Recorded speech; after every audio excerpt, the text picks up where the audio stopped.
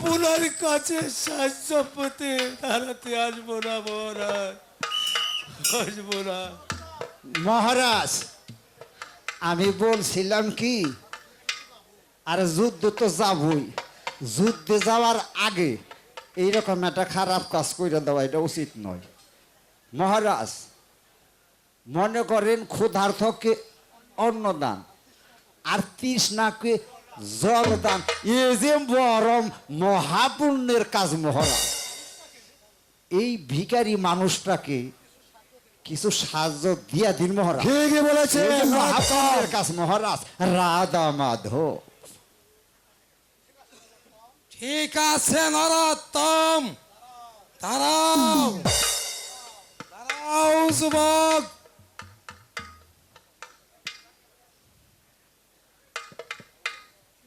ঠিক আছে, আমি যুদ্ধে যাত্রা লগ্নে কারো প্রাণে আমি আঘাত দিয়ে যেতে চাই না। হ্যাঁ এই যে হচ্ছে কথা।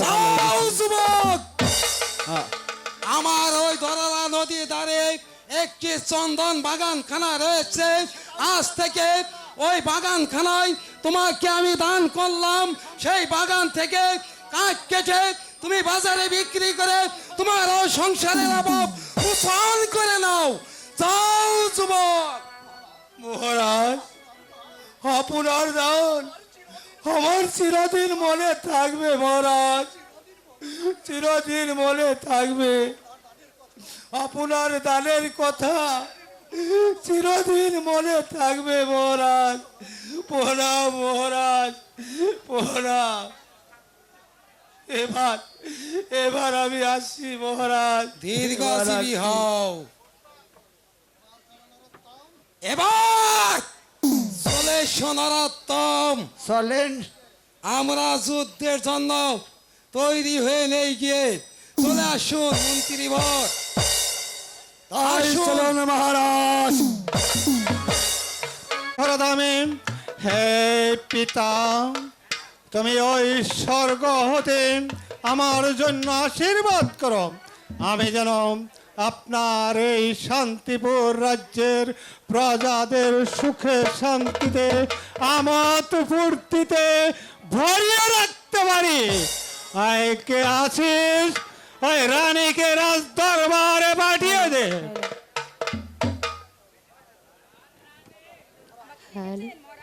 হ্যাঁ রানী, শুধু একটি পুত্র সন্তানের জন্য আজ বহুদিন যাবৎ তুমি দেবতার আরাধনা করে আসছ, তবু তো দেবতার এতটুকু কৃপা হলো না আমাদের প্রতি। হয় ঠাকুর আমাদের প্রতি দিল না একটি ছেলে সন্তান। জানো রানী, কত রাজার পুত্র হয় ফুল বাগানে খেলা করে, হয় প্রেম জলে তা চিরদিনের জন্য আবদ্ধ হয়ে যায়, কিন্তু আমার সে ভাগ্য হলো না রানী। আমি পুত্রহীন, আমার বাগান শূন্য। হে জীবন যন্ত্রণা যে আর সহ্য হচ্ছে না। সবই ঠাকুরের ইচ্ছা মহারাজ, আমাদের তো কিছুই করবার নেই মহারাজ। শুধু শুধু অনুরাগ করে কোনো লাভ হবে না মহারাজ। রানী, এখন আমি এক কাজ করব। আমাদের একমাত্র কন্যা মা বিষয়াপূর্ণ শশীকলাম, তাকে না হয় বাগানে খেলা করতে নিয়ে যাব। তা দেখেও হয়তো আমাদের প্রতি ওই বিধাতার কৃপা হতে পারে, আর সুপুত্র আসতে পারে তোমার কোলে। না মহারাজ, তার কোনো প্রয়োজন নেই। তাহলে যে আমার কন্যার বিপদ আসতে পারে মহারাজ। এই সম্পর্ক ত্যাগ করুন মহারাজ।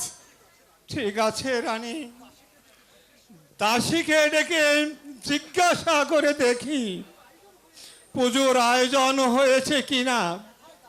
কোথায় দাসী? মহারাজ, আমাকে ডেকেছেন মহারাজ?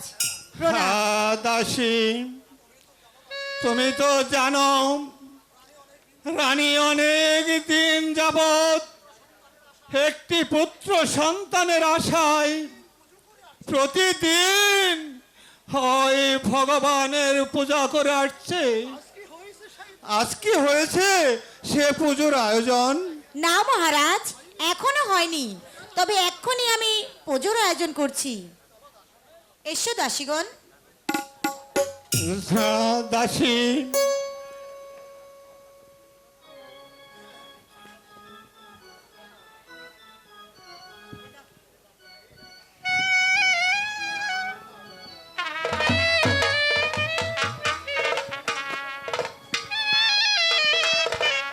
শুনেন শুনেন মহারাজা, আমরা সকলে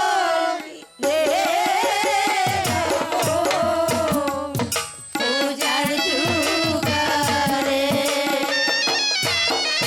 শুনেন শুনেন মহারাজা, আমরা সকলে রব পূজার জুগারে।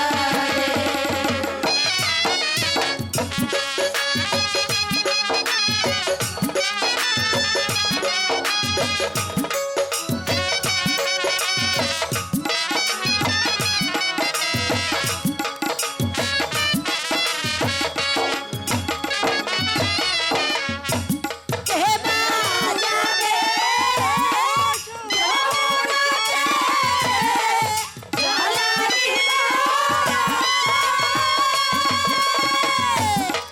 কে বাজাবে দিবে পুষ্প,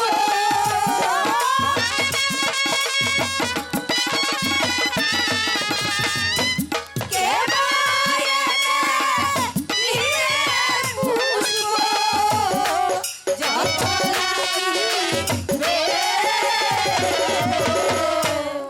পূজার জুগারে। শোনেন শোনেন মহারাজা,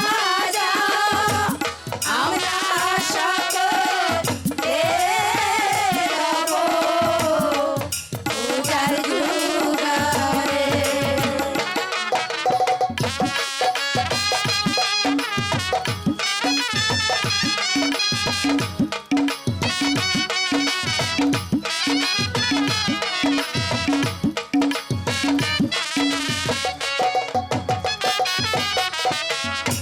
দুর্গা পূজা করে রাজন পুত্রের একটি পুত্র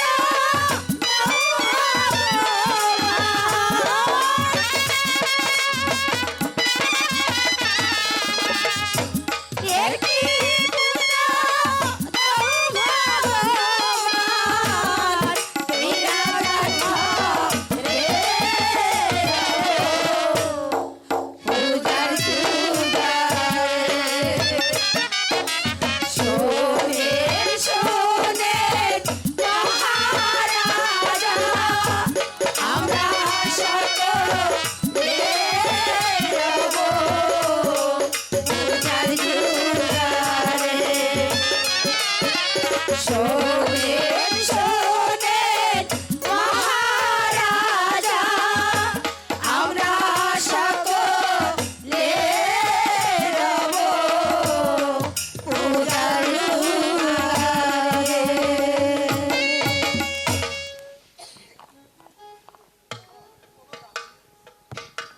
চলো দাসী, আমরা এখানে মন্দিরে চলে যাই। তাই চলুন রানীমা।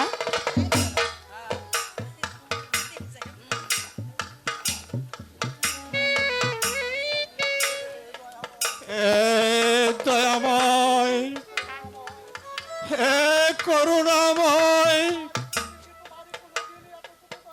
আমার প্রতি কি তোমার এতটুকু দয়া হবে না? আমি তোমার কাছে এমন কি অপরাধ করেছি? আমি তোমার অধম সন্তান, আর দিন রাত শুধু একটি পুত্র সন্তানের আশায় তোমার আরাধনা করে আসছি ঠাকুর। কেন কেন এতটুকু দয়া করো না? তুমি আমার মনের বাসনা কেন পূর্ণ হতে দাও না? মহারাজ, কে? একটি দুঃসংবাদ আছে মহারাজ। বলো, কি দুঃসংবাদ? রণরাজ রণসিংহ রণসাজে সজ্জিত হয়ে আপনার প্রাসাদ আক্রমণ করতে আসিতেছে। কি তার অভিপ্রায়? যুদ্ধ। সে বিনা যুদ্ধে নাকি দেশে ফিরবে না, এটাই তার কামনা। যাও দূত, তুমি এই মুহূর্তে সেনাগার হতে ওই সেনাপতি মহাশয়কে রাজ দরবারে পাঠিয়ে দাও। ঠিক আছে মহারাজ, আমি তাহাই যাচ্ছি। না না না, অসম্ভব! এই যে আমি ভাবতেই পারছি না, ওই রঞ্জিত সিংহ বিনা দোষে কেন প্রাসাদ আক্রমণ করতে এসেছে? আমি এই যে কিছুই বুঝতে পারছি না। কি অপরাধ করেছে আমি ওই রাজা রঞ্জিত সিংহের কাছে? হয়তো শোনা যাচ্ছে রণবাদ্য, হয়তো শোনা যাচ্ছে কামানের গর্জন। না না না, আমি যে আর সহ্য করতে পারছি না। শোনো শোনো রঞ্জিত সিংহ, এ অজয় সিংহ ওটা দুর্বল কাপুরুষ নয়। বিনা যুদ্ধে তোমাকে ফিরে যেতে দেব না। জয় হোক মহারাজের, জয় হোক, জয় হোক মহারাজের, জয় হোক। শোনা সেনাপতি, হয়তো শোনা যাচ্ছে কামানের গর্জন, ওই রঞ্জিত সেনাদের কোলাহল। রঞ্জিত রাজা, হ্যাঁ হ্যাঁ সেনাপতি মহাশয়, বিনা অপরাধে সে সশূন্যে সজ্জিত হয়ে আমার সাথে যুদ্ধ করতে এসেছে।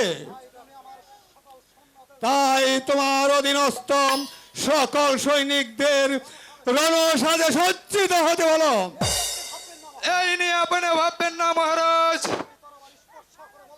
আমি এই তরবালি স্পর্শ করে বলছি যে শত্রু বিনে অপরাধে আমাদের শান্তির রাজ্যে অশান্তির আগুন জ্বালিয়ে দিয়েছে। আমি সেই শত্রুকে হত্যা করে শয়তানি বদলিয়ে নিব। তাই করতে হবে সেনাপতি মহাশয়, তাই করতে হবে। বাজাও রণবাদ্য, পাঠাও শূন্য। আমি আবার দেখে নিব ওই রাজা রঞ্জিত সিংহের কত যুদ্ধের স্বাদ আছে। আমি এবার অগ্নিস্ফুলিঙ্গের মতো জ্বলে উঠতে চাই এবং আমার প্রতিপক্ষ শত্রুকে বুঝিয়ে দিতে চাই যে অন্যায়ভাবে যুদ্ধ করতে আসা কত ভয়ঙ্কর। তাই হবে মহারাজ, তাই হবে। ওই রঞ্জিত রাজ শক্তির চেয়ে আমাদের রাজ শক্তি মোটেও দুর্বল নয়। তাই আমি তাদেরকে বুঝিয়ে দিতে চাই রাজার কাছে চিরদিনই অন্যায় হার মেনে আসছে, আস্তাও আসবে। এখন আমি আসি মহারাজ, এখন আমি আসি। রাজা রঞ্জিত সিংহ, তুমি কি ভেবেছ এত সহজেই বিজয় উল্লাসে দেশে ফিরে যাবে? অসম্ভব। এই অজয় রাজার দেহে এক বিন্দু রক্ত থাকা পর্যন্ত তোমার গভীরতা স্বীকার করবে না। তথাই তুমি বুঝতে পারবে রাজা অজয় সিংহ মোটেই বীরদুর্বল কাপুরুষ নয়। এই অন্যায়ের প্রতিশোধ নিতে জানে। এবার আমি আর এখানে দাঁড়িয়ে থাকবো না, আমি চলে যাব ওই রণাঙ্গনে, বুঝিয়ে দেব ওই রঞ্জিত ছেলেদের বাহুতে কত শক্তি, কত শক্তি।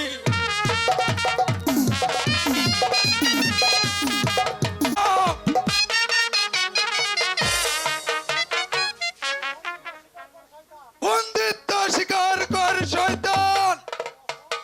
কারে কর, কারে কইল? নরোত্তম, আমি তোমাদেরকে বলছি।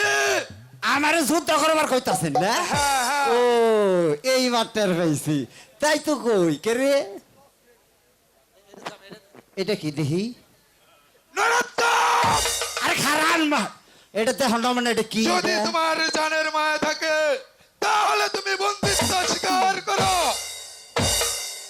আরে দেখে নই। সাবধান নরোত্তম। আরে খারান, ওইটার নগ ওইটাই নাকবু, এই নাঠিতে কামাইব না, তাই না? আমি তোর বাড়ি নিয়ে আহি খারান।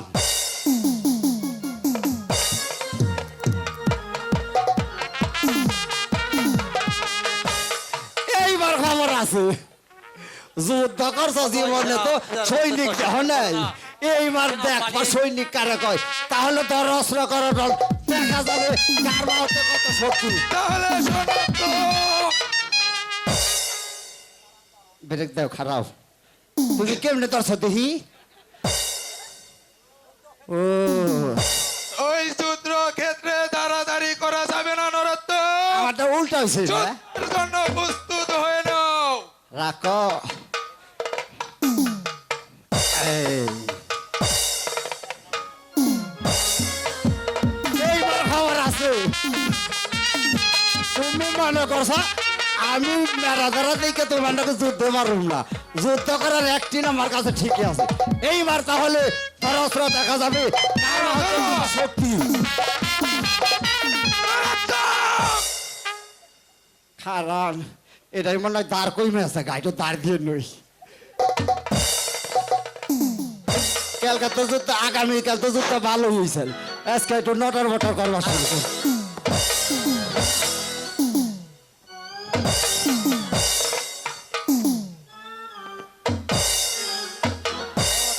এইবার ঠিক আছে।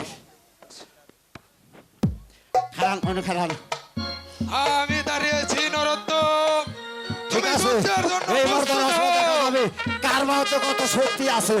এইবার আর সারাসারি না। তবে এসো। নরোত্তম, খারান, আমি একটু জল খেয়ে আহি। নরোত্তম, তুমি কি পালিয়ে যাচ্ছ? আরে না, পালিয়ে যামু? এটা তো কথা হইল নাকি? তোমার সাথে পালিয়ে গেলে তাহলে আর মানুষের নগে কি করু, তাই না? এইবার খারাও দেখি, এসো তাহলে। যে গত জীবনে কইরে দেখো নাই। খারাও।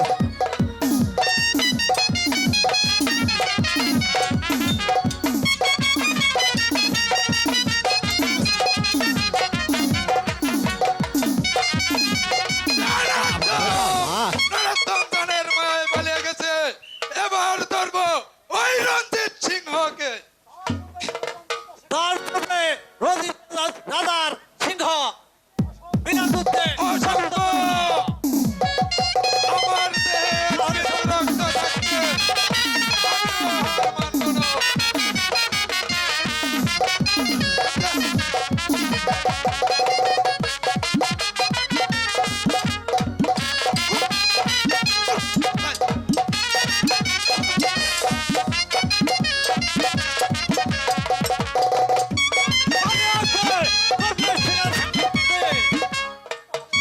তাহলে বাহুতে কত শক্তি, তাই তাই আমি রঞ্জিত সিংহকে বজিয়ে দিই।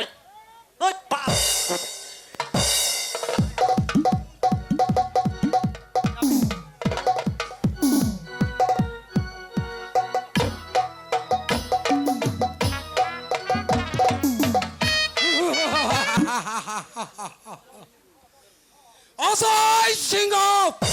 অজয় সিংহ, আমি লোকের মুখে শুনেছি তুমি নাকি শক্তির গরিমা দেখাও। কোথায় কোথায় তুমি অজয় সিংহ? আমি তোমাকে খুঁজে বেড়াচ্ছি। কোথায় অজয় সিংহ? তোমার সম্মুখে দণ্ডায়মান। তাই নাকি? আমি জানতে চাই সেই ইচ্ছায় বন্দিত্ব স্বীকার করবে নাকি আমার অস্ত্রের আঘাতে তোমার দেহটা মাটির সঙ্গে মিশিয়ে দেব। আমি জীবিত থাকতে আর আমার দেহে এক বিন্দু রক্ত থাকতে আমি স্বেচ্ছায় এই সিংহাসন ত্যাগ করব না। আর হাসতে হাসতে নিজের জীবন দেব, তবু নিজের গৌরব ওই শত্রুর হাতে তুলে দেব না। একদম সত্যি কথা। তবে তোমার আমার হাত থেকে নিস্তার নেই। ধরো অস্ত্র, বলো, এই কত শক্তি!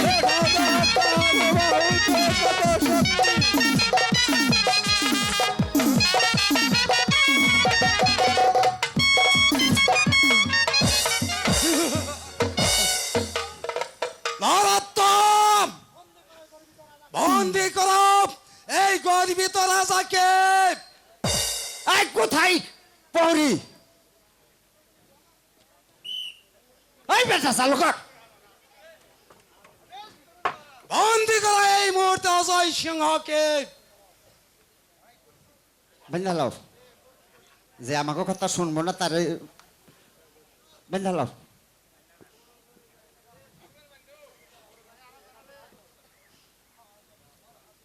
আজ আমি তোমার হাতে বন্দি, তোমার যা খুশি তুমি তাই করো, এতে আমার কোনো কিছু করার নেই। উপায় নেই রাজা, উপায় নেই। এই কথাটা আগে বেড়ে কইলি তুই তো, তাইলে কেরা তো যুদ্ধ করেন নাকি? ভাগ্যের লেখায় আজ আমি বিনা দোষে আপনাদের হাতে বন্দী হলাম।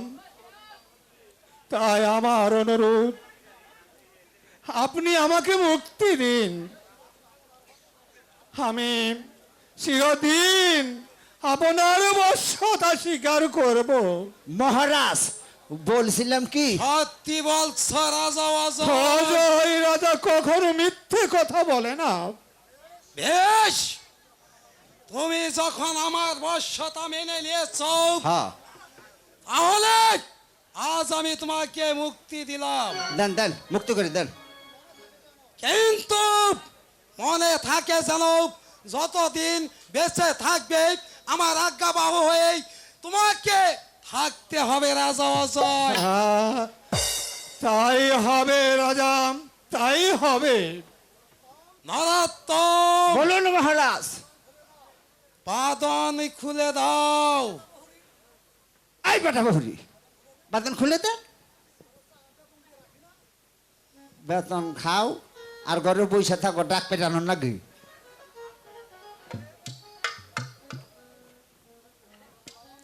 নরোত্তম, মহারাজ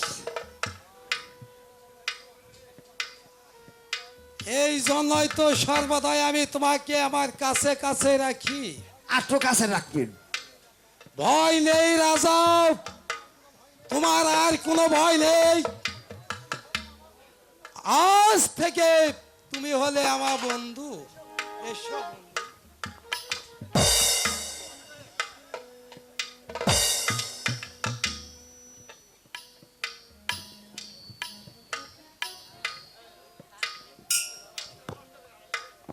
এবার রাজা অজয় ধারণ করো তোমার সিংহাসন।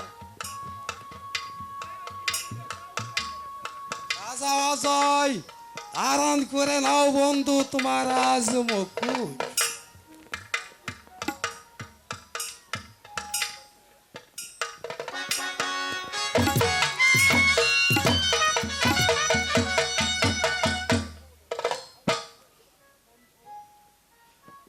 বন্ধু, তোমার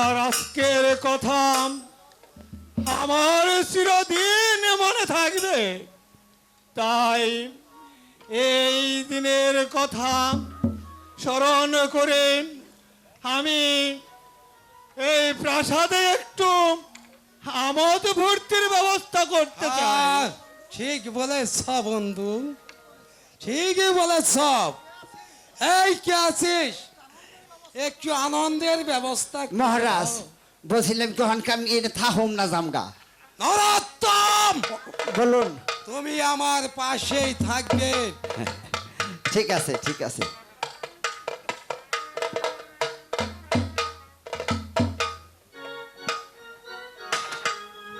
আমি এই যে নিয়ে আহি।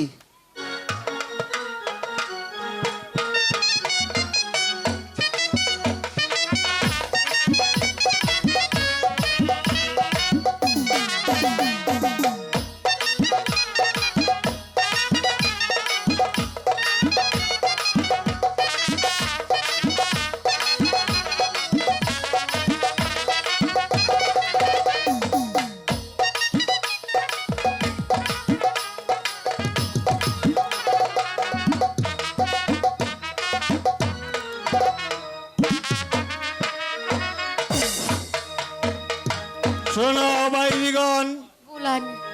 তোমরা আজ আমার প্রাণ রক্ষার্থে এই রাজপ্রাসাদে রাজা রঞ্জিত সিংহকে নাচে গানে আনন্দ ভরিয়ে দাও। ঠিক আছে যাবো, আমি তাই একটু বলছি। বিশ্রাম আদারে চলে কেন আপনি একটু যাচ্ছি। থেকে যান। রূপনগরের রাজা, তুমি এক পাবে সাজা, রাখবো বন্দি করে। এসো না ও রাজা, মনে কারা ধরে ও।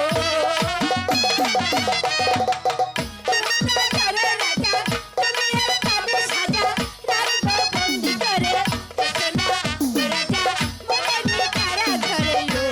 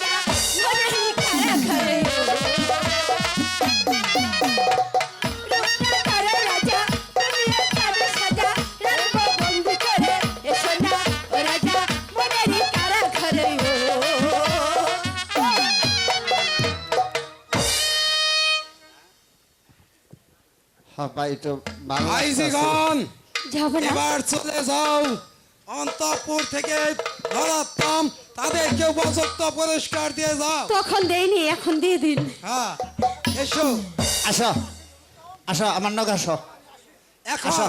এখন আমি আসছি নরাত্তম। No, no. চলো